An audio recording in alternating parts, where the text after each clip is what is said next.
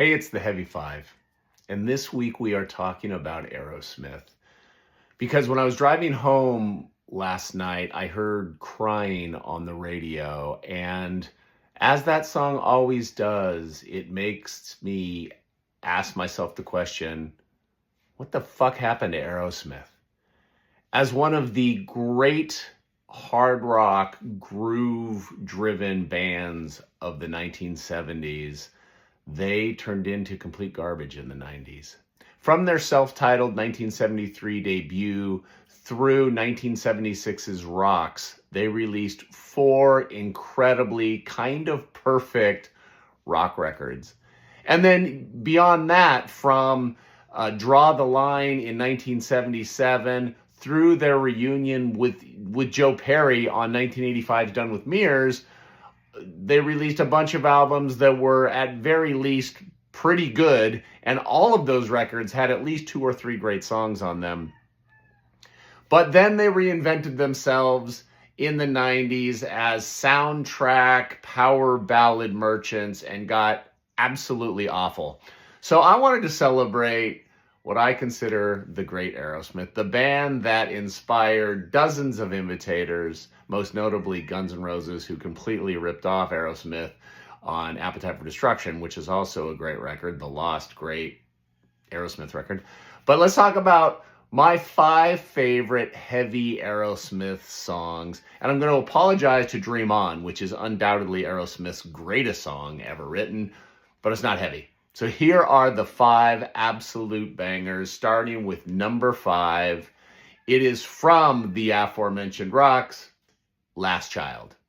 Just an absolute jam. A great Steven Tyler performance on this record, and a killer live version on bootleg. At number 4, from the Toys in the Attic record, we have the song Toys in the Attic.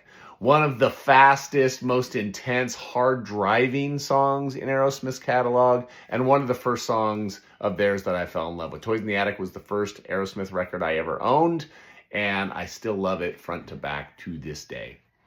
At number 3, we have Lord of the Flies. From their sophomore LP, Get Your Wings, from 1974. A lot of people might argue that Get Your Wings is their best record, but it is certainly among them. And that song is, on a given day, Lord of the Thighs might be my favorite Aerosmith song. Not today. Today it's number 3.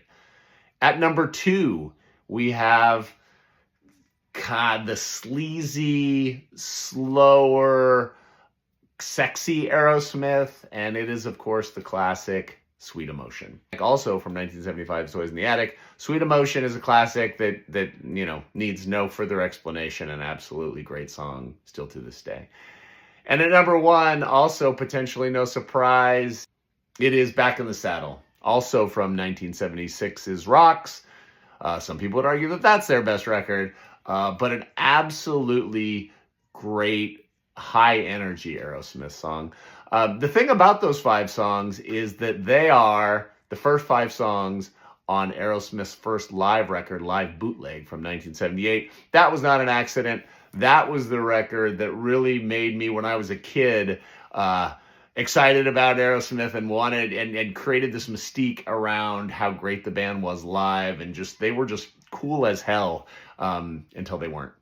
So that's it. Those are my 5 favorite Aerosmith songs. I think a lot of people will have opinions about this. None of my 5 are like deep cuts. Those are all kind of classic Aerosmith songs that are on greatest hits records and whatever. What can I say? I'm a simpleton. Let me know what I missed. There's a whole bunch of great Aerosmith songs that I didn't mention. Let me know what your favorites are. But I had to get this off my chest after hearing Crying, because man, Aerosmith were great back in the day. Thanks for watching. Stay heavy.